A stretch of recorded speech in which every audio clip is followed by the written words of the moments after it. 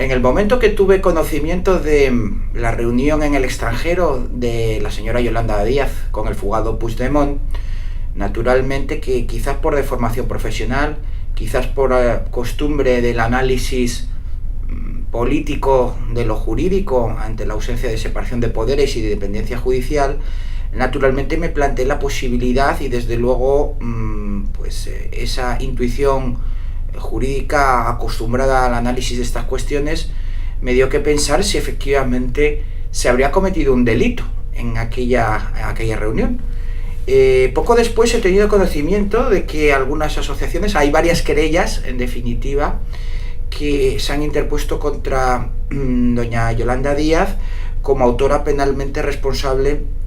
de un delito de omisión de perseguir los delitos del artículo 408. Concretamente he tenido conocimiento por lo menos de la Asociación Europea contra la Corrupción o que Convivencia Cívica Catalana. Creo que alguna otra asociación también ha presentado querellas en este sentido, imputando un ilícito del artículo 408 del Código Penal. Por ello, como digo, además he excitado mi celo jurídico en el sentido de, o la curiosidad, me he acercado a las fundamentaciones jurídicas que imputan a la señora Díaz este delito del artículo 408 y solo he podido llegar a la conclusión, desde mi humilde punto de vista, ya más que de abogado, no de jurista, porque entiendo que sería demasiado presuntuoso titularse así. Juristas serían Antonio García Trevijano, don Dalmacio Negro, Jelinek, Yering, personas que se hace un análisis creativo en el asunto de fuentes de derecho, no solo de la hermenéutica interpretadora, que al fin y al cabo es lo que hacemos todos los abogados, de los distintos tipos que seamos. Yo me considero a mí mismo como un humilde artesano del derecho, pero hay otros abogados que a lo mejor, por ejemplo, pertenecen a grandes despachos y no dejan de ser abogados y enfocan la profesión de otra manera diferente. Otros ni siquiera pisan un juzgado porque no son procesalistas, pero no dejan de ser por ello abogados. En cualquier caso, el análisis jurídico mínimamente riguroso yo creo que no resiste la interpretación del artículo 408 del Código Penal. En efecto, el artículo 408 del Código Penal dice textualmente que la autoridad o funcionario que, faltando a la obligación de su cargo, dejar intencionadamente de promover la persecución de los delitos de que tenga noticia de sus responsables, incurrirá en la pena de inhabilitación especial para empleo o cargo público por tiempo de 6 meses a 2 años. Es un delito de omisión de perseguir delito. Parece claro que Yolanda Díaz, como miembro del gobierno, y para mí eso sí que es indiscutible, es una autoridad. Más que funcionario público habría que centrarse en el concepto de autoridad, y desde luego lo es. Un vicepresidente del gobierno desde luego que es autoridad pública y gubernamental, eso está claro. En cuanto a la promoción de la persecución de delitos, evidentemente también tiene ese deber, yo lo veo naturalmente, pero para que se consume esa actuación punible por parte de la señora Díaz, debe tener la capacidad para promover la persecución de ese delito, y desde luego en una reunión en el extranjero en la que no es competente como autoridad, no puede perseguir ese delito ni promoverlo. A tal punto esto es así que la carencia de competencia para la persecución del delito en el ámbito espacial de aplicación de la norma determina efectivamente la posible comisión del delito por el sujeto activo. A tal punto es así que el hecho de que de seguirse la tesis de los querellantes en este caso, no habría hecho falta que Yolanda Díaz se desplazara a Bélgica para hablar con el señor Puigdemont, dado que esa obligación de promover la persecución del delito no solo es que fuera posible desde España, no sería necesario haberse desplazado, sino que sería más intensa esa obligación desde España, que es de donde tiene esa competencia para la persecución del delito. Efectivamente, el encaje del ilícito penal lo veo bastante difícil. Volviendo a lo que decía antes, entiendo que la aplicación de todo operador del derecho presupone el conocimiento de las fuentes del ámbito en el que se está moviendo. Y si bien es cierto que los operadores jurídicos, llamémoslos como los llamemos, y más allá de una aplicación literal o seguimiento de una jurisprudencia realmente establecida, deben de conocer las fuentes del ámbito del derecho en el que nos movemos. En el derecho penal rige el principio de tipicidad, de encaje, de excepcionalidad y de última ratio de aplicación de esta norma, de este ámbito del derecho. Esto quiere decir que el principio de tipicidad es que debe ajustarse y encajarse sin que quepan las conductas a los tipos penales, sin que quepan interpretaciones extensivas, que es lo que yo entiendo que estas querellas están realizando del tipo penal. Sin embargo, en el derecho civil y por contra lo que rige es el principio de autonomía de la voluntad, es decir, en el derecho civil rige la autonomía de voluntad, mientras en el derecho penal rige el principio de tipicidad. Y yo creo que es elemental conocimiento de las fuentes del derecho quien quiera operar en las mismas, más allá de la mera espectacularidad de acciones que están destinadas a la nada. Eso no significa que el ilícito cometido por la esta señora vicepresidente del gobierno, doña Yolanda Díaz, esté exento de responsabilidad penal. Lo que me resulta realmente llamativo es el encaje típico, que entiendo erróneo a todo punto. Porque existe otro artículo en el Código Penal, que es el artículo 451 del Código Penal, que expresa o define, tipifica el delito de encubrimiento.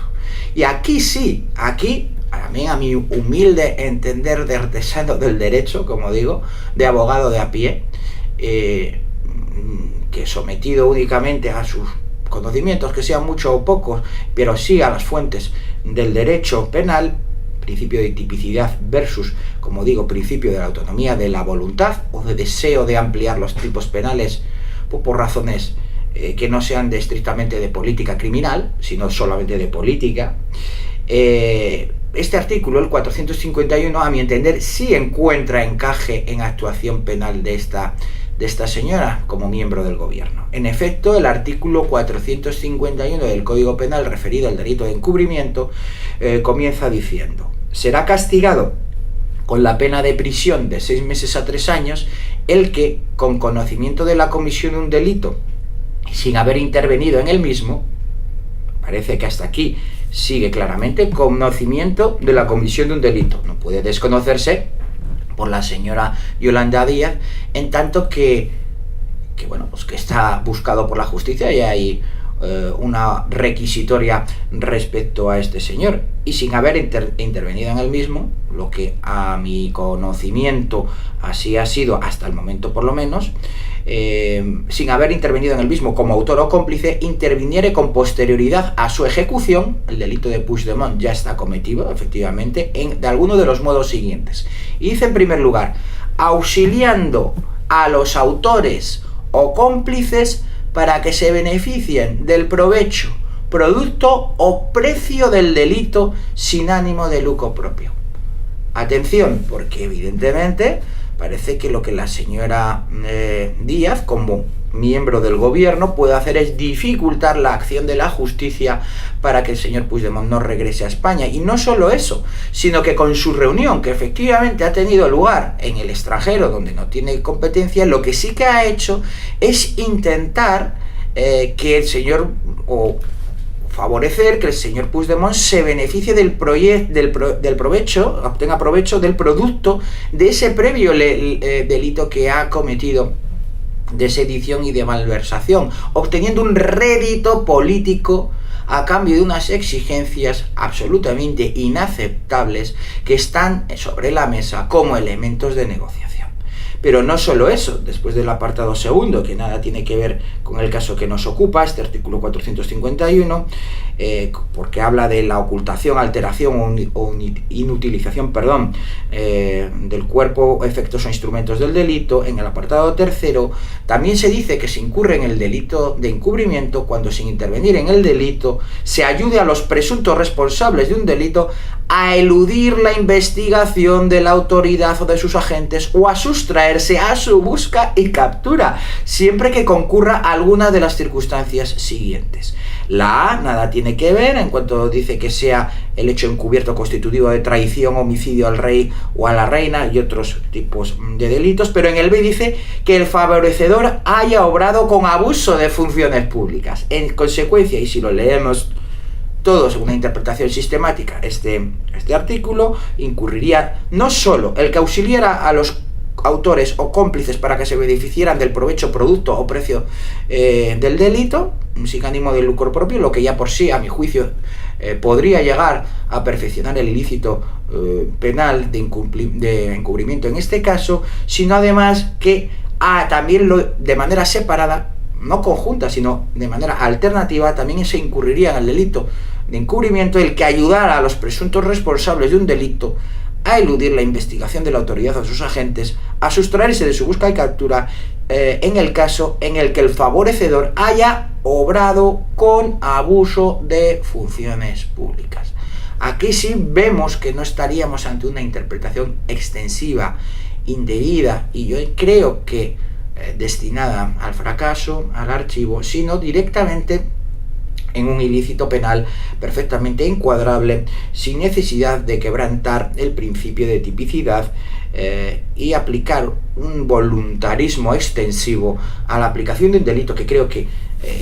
no es porque yo quiera defender a la señora Yolanda Díaz, que como digo creo que ha incurrido en un delito de encubrimiento, pero no en un delito de omisión del deber de perseguir delitos, sencillamente y por la propia razón de que carece de competencia para hacerlo en el lugar donde este